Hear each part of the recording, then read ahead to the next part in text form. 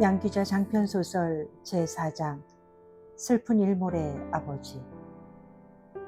이제 아버지를 말할 차례다. 아버지를 말하는 일은 나에겐 언제나 어려운 일이었다. 어머니는 물론이고 아버지를 알고 있는 많은 사람들이 그렇게 단칼에 아버지를 해석해버리는 것이 나에겐 늘 의문이었다. 아버지는 단순한 사람이 아니었다. 아마 아버지 스스로도 사람들이 자신을 그런 식으로 쉽게 판단하고 생각을 그쳐버리는 것을 못마땅하게 여겼을 것이다. 나라도 그랬을 것이다. 아무에게나 간단히 설명될 수 있는 사람으로 여겨지는 것은 누구에게나 치욕이었다. 특히 아버지처럼 하지 않아도 좋을 생각까지 하느라 인생살이가 고달팠던 사람에게는 두말할 나위도 없는 일이었다. 그럼에도 불구하고 내가 알고 있는 한 아버지는 타인에 의해 한 번도 정확히 읽혀지지 않는 텍스트였다. 그것은 아버지에 대한 모독이었고 또한 아버지의 불행이었다. 그렇다면 이렇게 말할 수도 있겠다. 아버지는 치욕에 예민했고 자신에 대한 모독을 가장 못 견뎌한 사람이었다고. 이 진술만큼은 오류가 없을 것이라고 나는 확신한다. 여기까지는 진실이다 라고. 나 스스로를 격려하고 나면 아버지에 대해선 조금은 말할 수 있을 것 같다.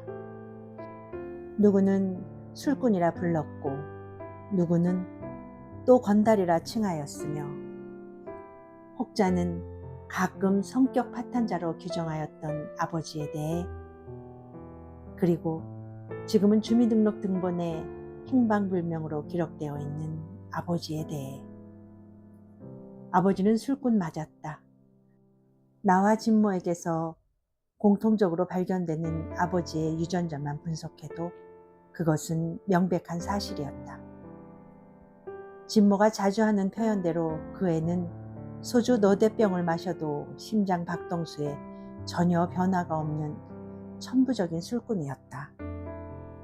나 안진진을 그런 식으로 설명하자면 소주 너댓 병을 마셔도 심장만 조금 발딱거리는 여자로서는 거의 희귀한 술꾼이라고나 할까. 우리 남매가 이처럼 희대의 술꾼으로 발전할 수 있는 소양을 풍부하게 지니고 있으면서도 그렇게 되지 않는 것은 모두 다 아버지가 남긴 교훈 때문이었다. 아버지가 보여준 술꾼의 생애는 감당할 수 없을 만큼 거칠고 천박했다. 우리는 결코 그렇게 살고 싶지 않았다. 어머니에 의하면 아버지의 술은 결혼 직후부터 재앙을 예고하는 숨은 불씨였다고 했다. 아버지의 끔찍한 술주정을 처음 본 것은 결혼 후 처음 맞는 아버지의 생일이었다고 하니, 그렇다면 신혼살림을 차리고 불과 2달 만의 일이었다. 어머니와 아버지는 만우절날 결혼했고 아버지는 양력 6월 출생이었으니 이 계산은 정확한 것이었다. 그날 어머니는 2팀의 손님을 치르고 있었다. 안방에는 아버지의 회사 동료들이, 건너방에는 아버지의 친구들이 모여 있었다.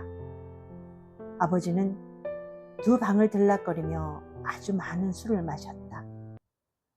그렇게 많은 술을 마셨으면서도 아버지는 2 방의 손님들을 거느느라 분주한 어머니를 위해 국대접도 나르고 안주 접시도 날라주는 배려를 조금도 아끼지 않았다. 어머니는 2 방의 손님들이 다 돌아갈 때까지도 아버지가 그렇게나 많이 취해 있었다는 것을 감쪽같이 몰랐다. 눈동자가 조금 희미했고 안색이 불과했다는 것 말고는 과음의 흔적이 전혀 없었으니까. 손님들이 다 돌아간 후 아버지는 어머니를 도와 뒷설거지까지 더 들었다. 딱히 아버지의 도움을 원해서가 아니라 들어가 그만 쉬라고 말할 수도 있었는데 어머니는 정말 아무 생각 없이 술병들을 치우고 있는 남편에게 이렇게 말했다. 안방상에서 접시들 좀 가져와요. 거기 쟁반 있죠? 포개지 말고 잘 가져오세요. 그렇게 시켜놓고 어머니는 돌아서서 설거지를 계속했다. 그 순간 뭔가 퍽 하는 소리가 났지만 세게 틀어놓은 수돗물 소리 때문에 어머니는 상황의 심각성을 눈치채지 못했다. 잠시 후 안방에서 들려오는 심상찮은 파열음에 놀라 달려갔을 때 어머니는 자기 눈을 의심하지 않을 수 없었다. 세상에, 아버지는 부엌으로 가져왔어야 할 접시들을 미친 듯이 벽에다 내던지고 있었다. 음식물 찌꺼기로 도배를 해버린 벽, 접시 파편들로 난장판이 되어버린 방. 어머니는 너무 놀라 방문 앞에 주저앉고 말았다. 그 순간 정확히 어머니를 겨냥하며 날아오는 잡채 접시. 아슬아슬하게 잡채 접시를 피한 어머니는 비명도 지르지 못하고 그대로 현관문을 빠져나와 죽은 듯이 달려 거리로 나섰다. 앞치마를 입은 채로, 신발도 신지 못한 채로. 물론 어머니가 도착한 곳은 외갓집이었다. 어머니는 처녀 시절 자기가 쓰던 방에서 6월 한 달을 다 보냈다. 매일같이 아버지가 찾아와 용서를 빌었고 외할머니와 외할아버지, 심지어는 이모까지 욕설은커녕 뺨 한 대도 맞지 않았는데 단지 날아오는 잡채 접시를 보았다고 해서 이렇게까지 할 것이 뭐했냐고 나무라는 바람에 어머니는 겨우 아버지를 용서하기로 마음을 먹었다. 집으로 돌아오면서 어머니는 수도 없이 자신을 향해 혼잣말을 했다. 그래, 나는 날아다니는 잡채 접시를 보았을 뿐이야. 그것밖에 아무것도 본 것이 없어. 돌아온 어머니에게 아버지는 흑흑 흐느껴 울면서 말했다. 당신이 접시를 가져오라고, 그것도 쟁반에 담아오라고 말했을 때 갑자기 무언가가 내 몸을 쇠사슬처럼 칭칭 동여매는 것 같았어. 정말이야. 참을 수가 없더라고. 안방 벽들이 나를 가두는 감옥 같았고 달려온 당신은 나를 가두는 간수 같았어. 당신은 몰라. 그 절망이 얼마나 무서웠는지. 자신의 미래가 그렇게 헝클어질 것인지 감히 짐작조차 못하고 있었던 어머니는 흐느껴 울며 회개하는 남편이 가여워서 이렇게 외로했다. 당신도 참 앞치마 두르고 설치는 간수도 있어요? 그때까지만 해도 어머니는 이모와 닮은 데가 많았던 모양이었다. 그런 대사는 전형적인 이모의 것이었으니까. 그때 아버지가 앞치마 두른 간수에 휘둘리는 삶에 자신이 얼마나 많은 공포를 가지고 있는지 어머니에게 정확히 말해주지 않은 것은 돌이킬 수 없는 아버지의 실수였다. 만약 그랬다면 그리 둔하지 않은 어머니는 아주 쉽게 그 결혼을 포기할 수 있었을 터였다. 그때는 나라는 생명도 존재하지 않았을 테니까 더욱 쉽게. 끝내 그 말을 숨기고 있었던 아버지는 술에 취하지 않았을 때는 부드럽고 생각이 깊은 사람으로, 술에 취하면 실패한 탈옥수의 저항을 유감없이 보여주며 사는 길을 선택했다. 아버지는 그의 6월 이후로 거침없이 접시를 날렸고 나중에는 텔레비전같이 무거운 물건도 날아다니게 만들었다. 그러다 술이 깨면 새 접시를 사기 위해 어머니를 달래서 백화점으로 달려갔으며 박살이 난 19인치 텔레비전 대신 다시는 날아다닐 수 없는 묵직한 대형 텔레비전을 들여놓았다. 들지는 못하지만 브라운관을 깨버리는 방법도 있다는 것을 모르지 않았을 아버지였으면서, 그리고 아버지는 몇 달 후 베란다의 화분으로 새 텔레비전의 브라운관을 깨뜨렸다.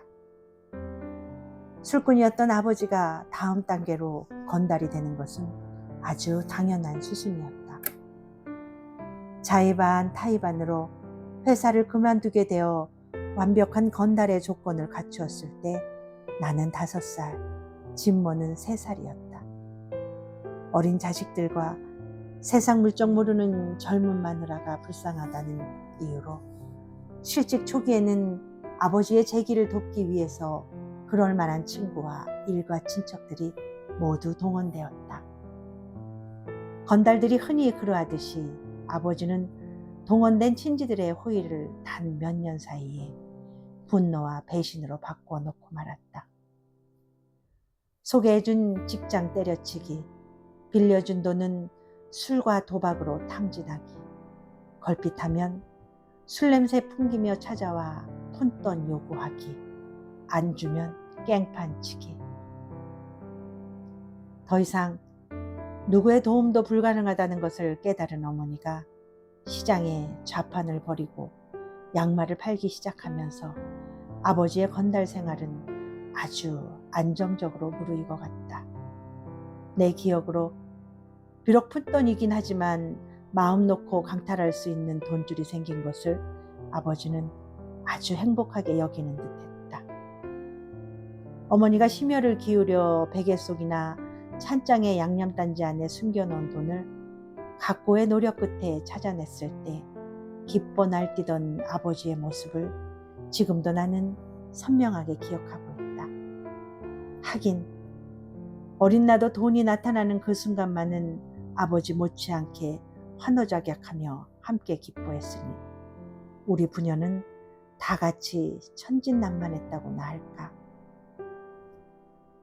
아버지는 노획물을 혼자 차지하지 않고 시치미 때는 나쁜 사람이 아니었다. 반드시 어린 딸에게 일정 부분을 나눠주는 신사도가 있었다. 내 손에 돈을 쥐어주며 아버지가 했던 말들은 또 얼마나 신비로웠던가. 안진진, 우린 지금 비밀을 나눈 거야. 너 반쪽, 나 반쪽. 아주 많은 시간이 흐른 후에 내 것과 내 것을 서로 맞춰봐야 하니까 잘 간직해야 해. 2개가 딱 맞아야 우리는 서로 알아볼 수 있어.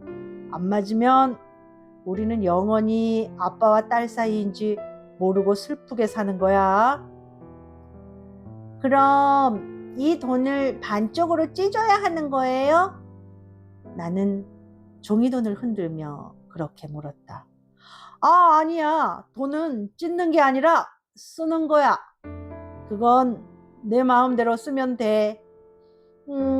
그럼 뭘로 맞춰봐요? 여기 있잖아. 언제나 잊어버리지 않고 지나고 다니는 것. 바로 이 손. 아버지는 자기 손과 내 손을 활짝 펴게 해서 서로의 손바닥을 맞닿게 했다. 8살 어린 계집애의 작은 손과 38살 아버지의 큰 손은 잘 맞춰지지 않았다. 아버지는 말했다.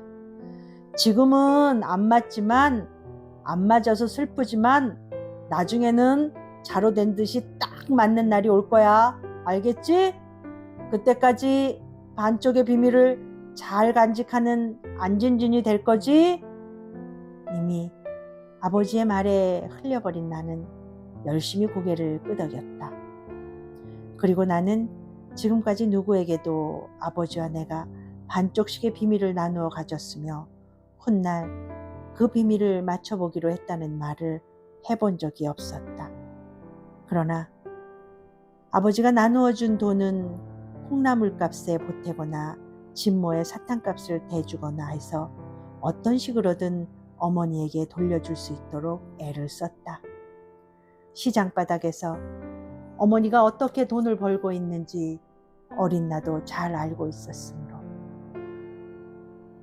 이상한 일이지만 아버지가 저지르는 그 많은 악독에도 불구하고 나는 아버지를 미워하지는 않았던 것 같다.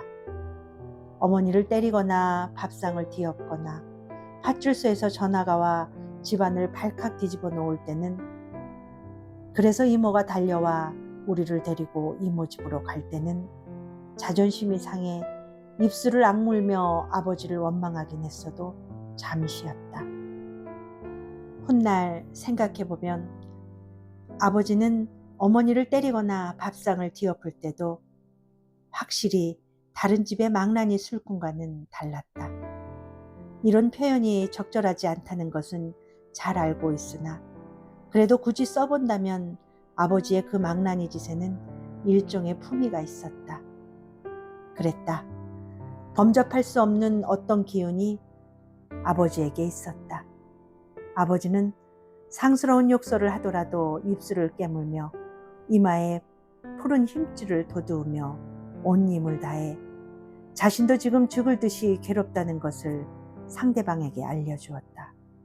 오죽했으면 나와 진모는 물론이고 맡고 있던 어머니까지도 저토록 괴로운 일을 해야 하는 아버지에 대해 순간순간 동정심을 품지 않을 수 없도록 만들었을까.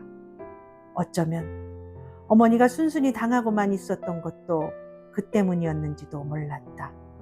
어머니에게 직접 확인해 본 적은 없지만 아버지가 건달의 삶을 지나 서서히 불황의 길로 빠져들었던 것은 어머니가 양말 장사가 이제는 어엿한 생계수단으로 자리를 잡던 시기와 일치했다. 어머니의 자판은 날로 넓어졌고 어머니가 파는 양말은 나날이 가짓수가 늘어갔다. 아버지는 몇 장의 지폐를 훔쳐 집을 나갔다가 돈이 떨어지면 돌아오는 생활을 계속했다. 훔칠 수 있는 지폐가 제법 양이 많아지면 아버지가 집에 없는 날도 덩달아 많아졌다. 어쩌다 집에 돌아오는 날에는 아무도 뭐라 하지 않았는데 아버지 혼자 쉴 새 없이 정색을 하고 같은 말을 되풀이하였다. 누구나 다 똑같이 살 필요는 없어. 그렇지 여보? 내 말이 맞지? 나를 보고도 아버지는 그렇게 말했다. 누구나 다 똑같이 살 필요는 없는 거야. 그것은 바보들이 하는 짓이야. 알겠니? 안진진, 내 말 알겠지? 아버지는 우리들이 자기의 말을 긍정해 줄 때까지 끊임없이 묻고 또 물었다. 대답은 어머니가 가장 시원스러웠다. 시장에서 인생 공부를 많이 한 탓이었다. 그럼요. 당신 한 사람이라도 다르게 살아보는 것도 괜찮지 뭘. 어머니의 대답이 떨어지기 무섭게 아버지는 금방 얼굴색이 환해지곤 했다. 그렇지? 당신도 그렇게 생각하지? 고마워. 나는 성공한 놈이야. 당신 한 사람이라도 나를 이해해 주니 더 바랄 게 없어.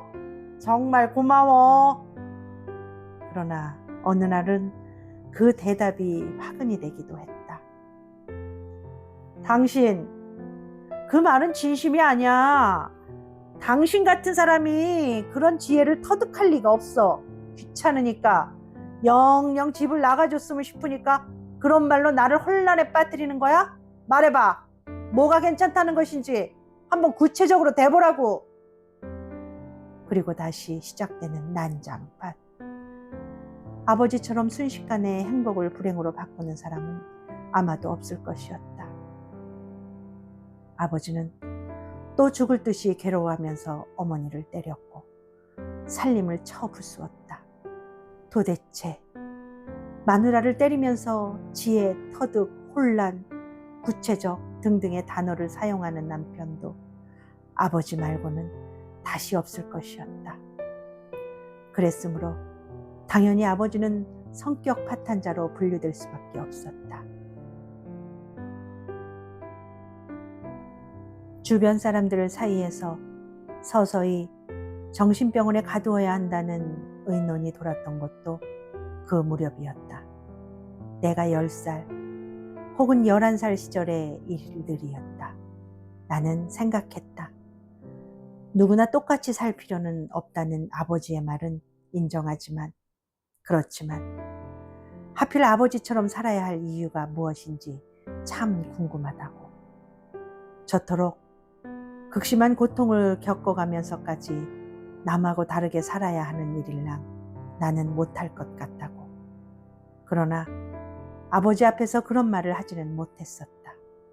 아버지는 부드러운가 하면 금방 사나웠고 따뜻한가 하면 당장 차가웠으며 웃고 있는가 하면 순간적으로 폭포수같이 눈물을 흘리는 사람이었다.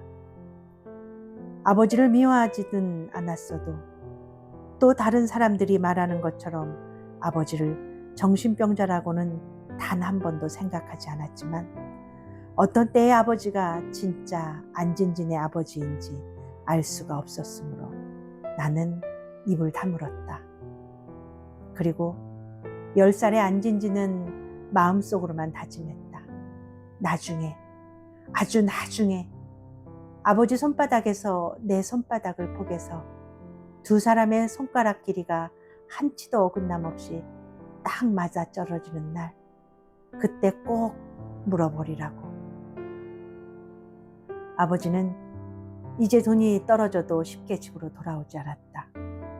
열흘 만에 혹은 보름 만에 한 번씩 돌아왔다가 어느 시기부터 한 달 정도는 훌쩍 우리 곁을 떠나기도 했다. 어머니는 끼니 때 아버지 밥을 짓지 않기 시작했다. 진모 하나는 어머니가 시장에서 돌아올 때까지 들리는 모든 문 밖의 기척들이 혹여 아버지인가 긴장하며 밤을 보낸다. 그렇지만 그런 긴장은 사실 아무 필요도 없는 것이었다. 아버지가 귀가하는 시간은 대개 일몰이 지난 후 밤과 낮의 경계가 온통 푸르스름하기만 한 바로 그 무렵이었다. 나 또한 그때라면 밖에서 맴돌다가도 집으로 돌아오는 시간이었다. 진모를 불러 씻기고 저녁을 차려서 어린 남매가 함께 텔레비전 앞에서 거친 끼니를 때워야 할 책임이 나에게 있었기 때문이었다. 어느 날 부엌문 앞에 서서 망연히 나를 바라보고 있는 아버지를 발견하는 적도 있었다. 한 달 만에 귀가하는 아버지라고는 생각할 수도 없게 기척도 없이 나타나서 그렇게 나를 바라보기만 했었다. 또 어떤 날은 나보다 먼저 빈집에 들어와 텐마루에 물구렁엄히 앉아있는 아버지와 상봉하는 경우도 있었다. 청회색 옅은 어둠 속에 웅크리고 있는 사람이 아버지라는 것을 잘 알면서도 그런 아버지를 보면 나는 언제나 심장이 쾅쾅 울리곤 했었다. 예측할 수 없는 아버지. 지금은 저렇게 가여워 보이지만 몇 분 후에는 야수가 될 수도 있는 아버지. 어린 나는 무섭고도 그리운 아버지 앞에 서서 어찌할 바를 모르곤 했다. 그럴 때 먼저 입을 여는 사람은 늘 아버지였다. 아버지는 내 이름에 성을 붙여 부르기를 좋아했다. 여 안진진, 오랜만이다. 아버지는 자식이 아니라 모처럼 만난 친구에게 하듯 그렇게 말했다. 이제 생각하면 아버지는 그런 식의 말투를 즐겨 사용했다. 나는 아버지의 그런 말투가 좋았다. 어머니라면 절대로 그렇게 말하지 않았을 것이었다. 아버지가 여 안진진 하고 부르면 그제서야 나는 아버지 옆에 가만히 앉아보곤 했었다. 어느 날 아버지는 내 어깨에 팔을 두르며 자신의 일몰에 돌아오는 이유를 설명해 준 적이 있었다. 그때의 아버지 말은 또 얼마나 아름다웠던가. 해질녘에는 절대 낯선 길에서 헤매면 안 돼. 그러다 하늘이 저편부터 푸른색으로 어둠이 내리기 시작하면 말로 설명할 수 없을 만큼 가슴이 아프거든. 가슴만 아픈 게 아니야. 왜 그렇게 눈물이 쏟아지는지 몰라. 안진진, 환한 낮이 가고 어두운 밤이 오는 그 중간 시간에 하늘을 떠도는 쌉싸름한 냄새를 혹시 맡아본 적 있니? 낮도 아니고 밤도 아닌 그 시간, 주인은 푸른 어둠에 물들고 파르만 집 냄새는 어디선가 풍겨오고, 그러면 그만 견딜 수 없을 만큼 돌아오고 싶어지거든. 거기가 어디든 달리고 달려서 마구 돌아오고 싶어지거든.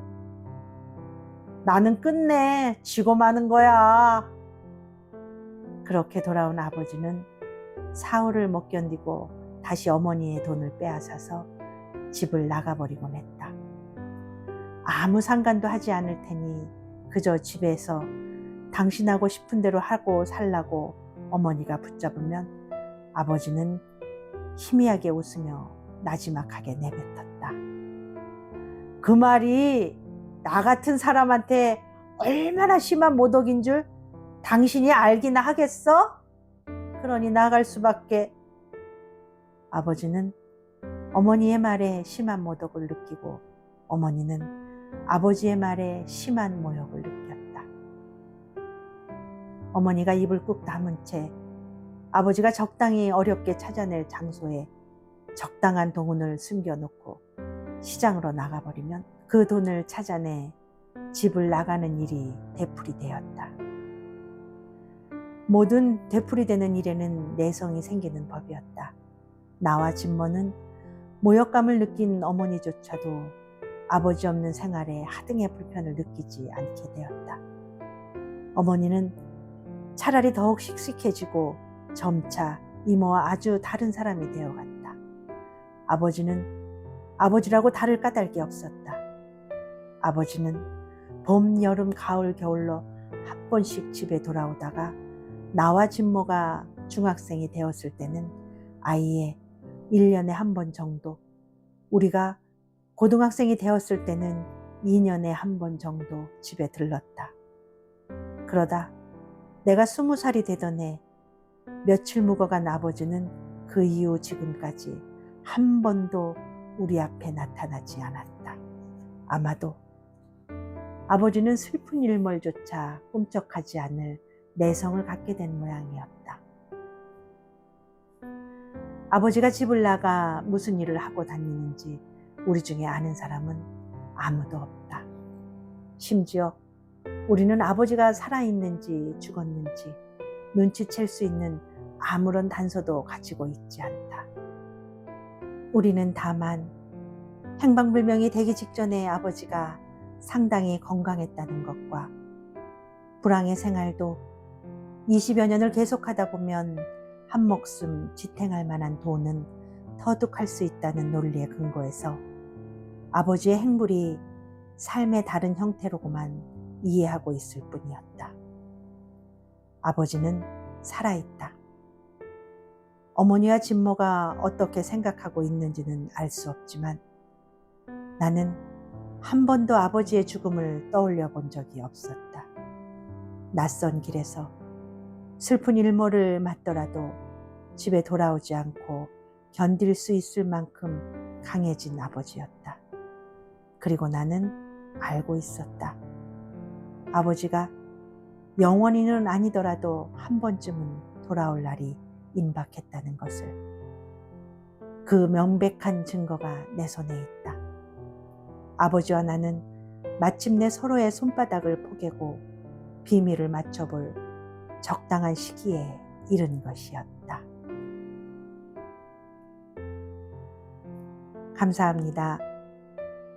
다음 제5장 희미한 사랑의 그림자 편에서 마음에 머무는 소리로 찾아뵙겠습니다.